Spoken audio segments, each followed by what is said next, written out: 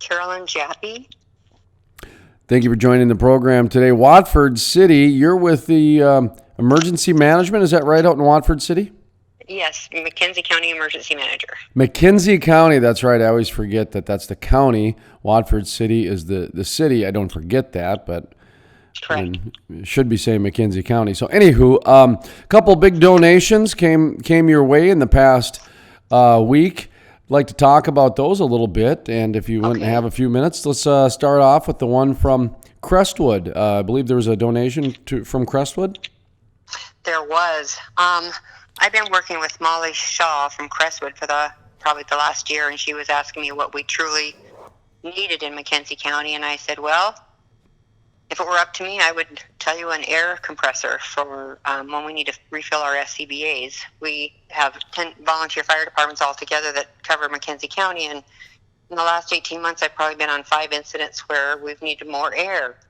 So if I don't have that more air, I call in mutual aid from other departments, which then leaves their districts a little short, and I don't like doing that. And so I have to, in my job, look in the future, the worst case scenario, what if, and I thought, if we had a mobile air compressor trailer, that would be unreal.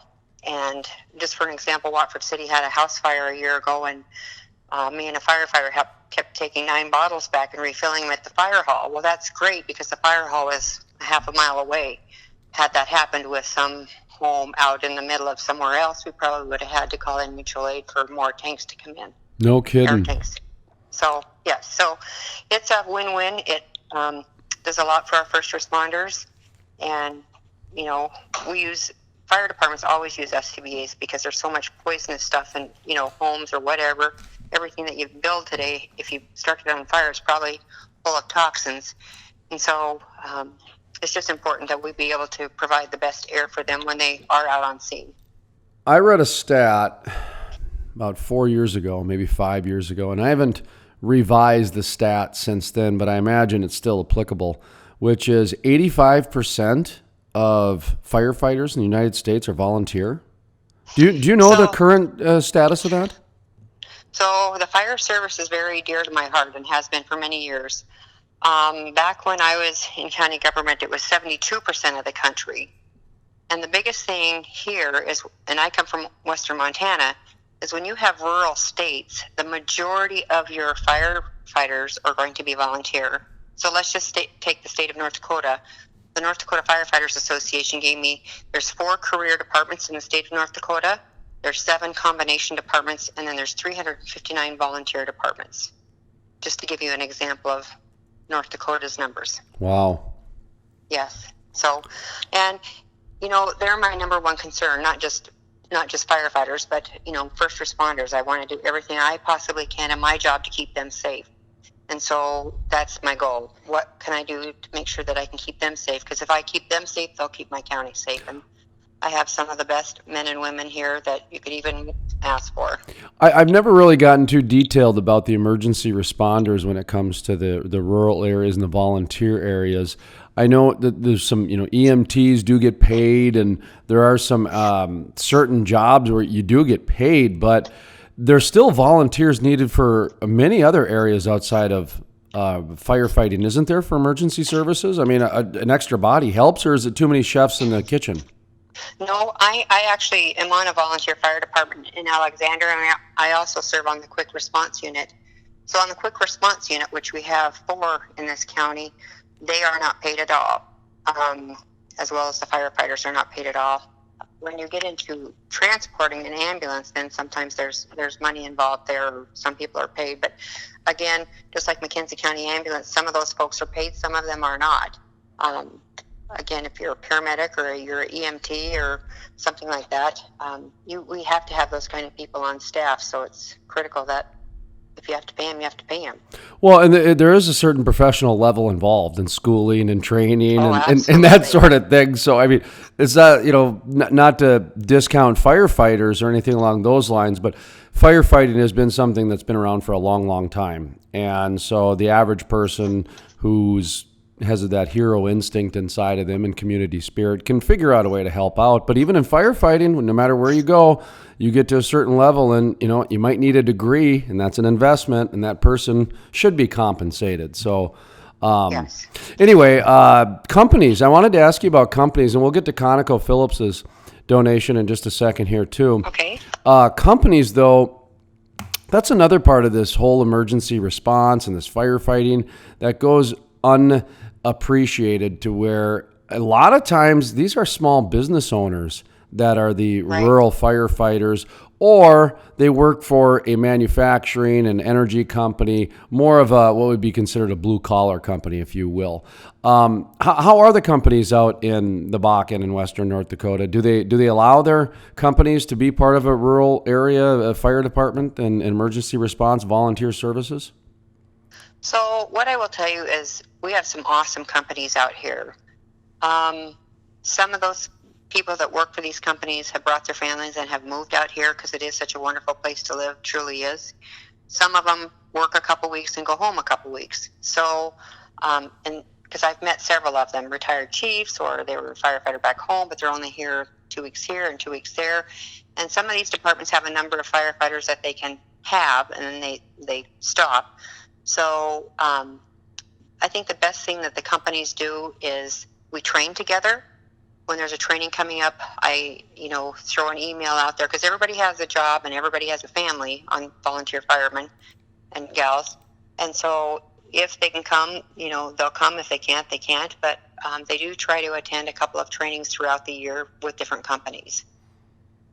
And so that's really great that those companies want to train together. How about the ConocoPhillips donation? Getting back to the different donations, we talked about the Crestwood that allowed for a mobile air compressor trailer. Did I write my notes right there? Yes. Okay. And the ConocoPhillips donation, what was that all about? So the state of North Dakota is switching to an 800 megahertz system, and I'm not a radio guru, so bear with me. But what I do know is with all my volunteer fire departments and quick response units, we're going to have to switch over to a new radio in a couple of years. 2 to 4 years, it's all going to be switched over. I just don't know how soon. So I thought the best thing I can do for my first responders is write a grant for radios. So with ConocoPhillips, I wrote a grant. So I have 7 volunteer fire departments that have a good-sized district in my county, and then 3 just protect a little tiny piece of the county. Like I have 2 fire departments out of Montana, and I have 1 out of Williston Rural that help protect McKenzie County. So what I wrote the grant for was 2 mobile radios for 7 departments. So that's 14 radios for my top 7 fire departments that are here day in and day out.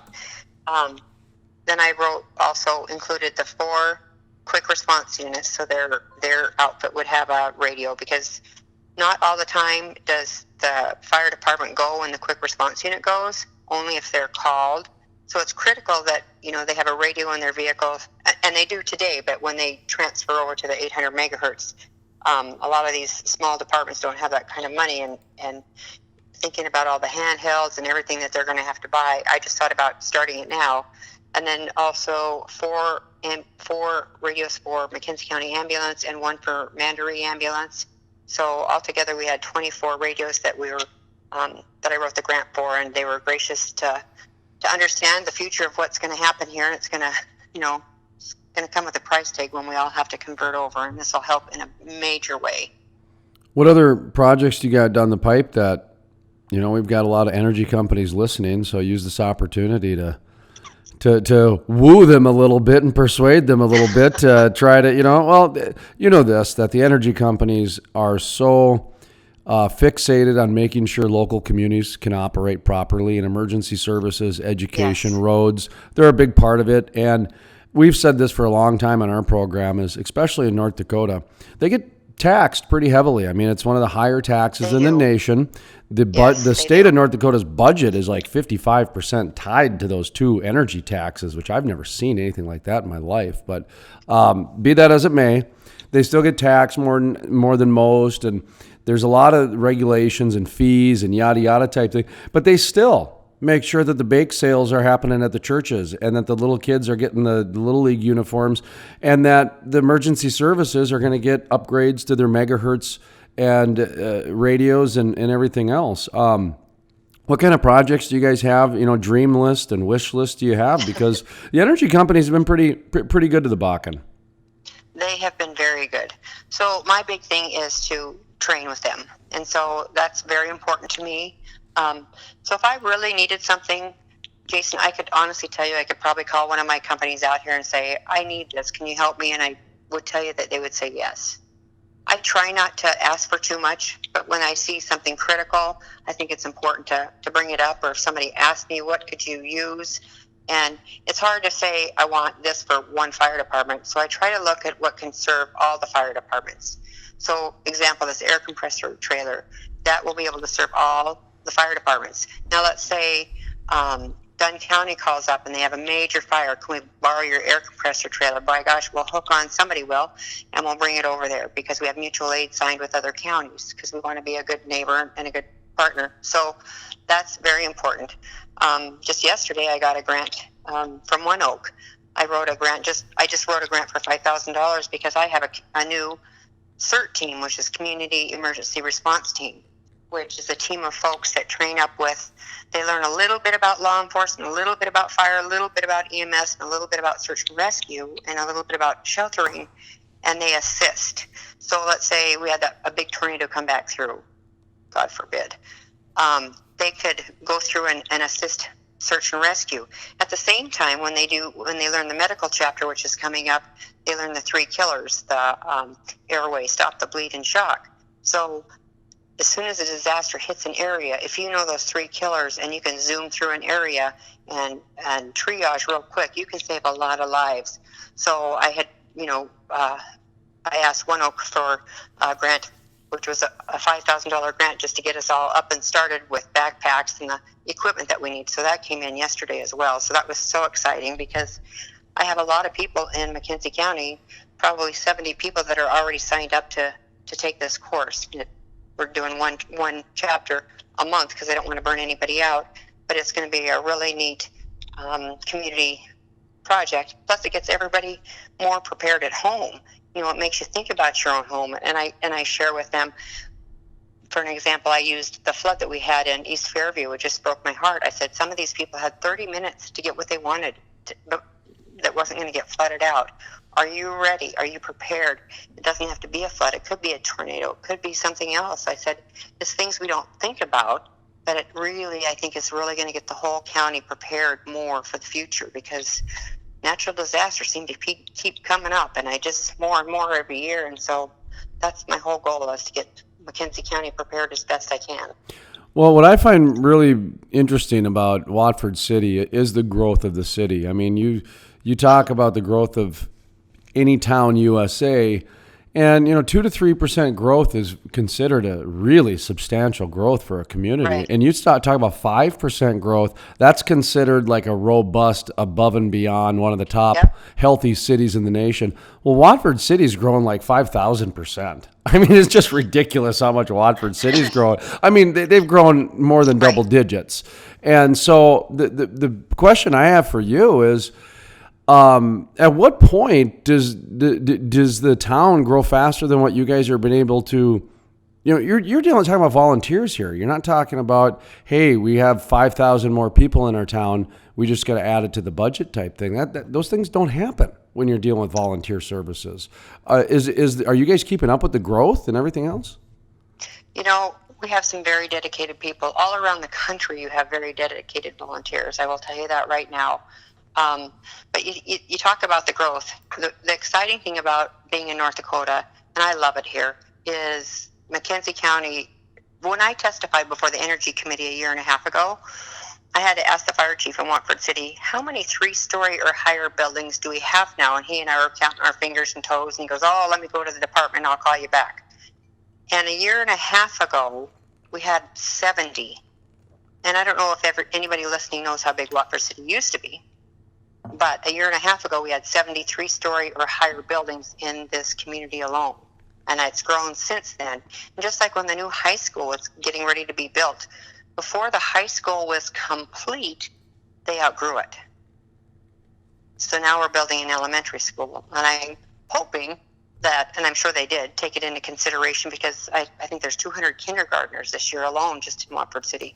But I mean, it's amazing how you can, get ready to build something and you outgrow it before you even get the people in there. The only time That's I've how ever, fast it's growing. yeah, the only time I've ever seen this happen is there was about a 10-year period when technology was advancing so fast, you'd enter a college, and by the time you graduated, the technology that you studied is outdated. That's just crazy. Yes. That's what it seems very like. Similar. Yeah, I mean, it's just you guys are growing faster than what you can. When you build something, it's out of date. It's like, oh, geez, I guess we should have built it twice as big, or we should.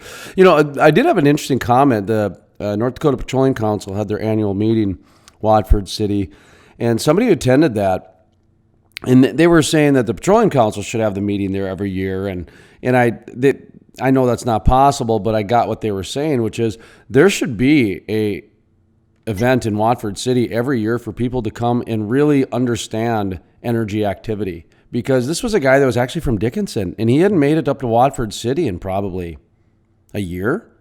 And he goes, I forgot what a energy community really is like, not one of the outskirts ones.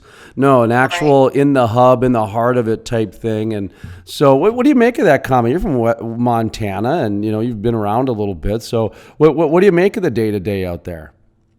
So here's what I will tell you, that I love this community more than anything. When something happens, example, my tornado, I had several ladies just come and help me with that, because I had so many people in distress and no place to live. When this community is so family orientated, it's unbelievable. And you would think, I think about my hometown of Dillon, Montana. If you did this to Dillon, Montana, those people would have a fit. But this community is so different, and there's so many things to do for families and for kids, and it's just an exciting community. There's always something going on. In fact, I can't keep up with it because I'm a grandma now, and I just don't have all that energy, but there's always something going on, and we really try to focus on our youth. They're our future leaders, and you can't ask for a better community. But you also have good jobs here, good people here, and it's a wonderful place to live. It truly is. And just kind of circling back to where we started again. You did mention that a $5,000 grant came in from One Oak. That really hasn't hit in it. So that's like fresh news right there. That's like hot off the press news. Yes. Have you even sent out a press release on that?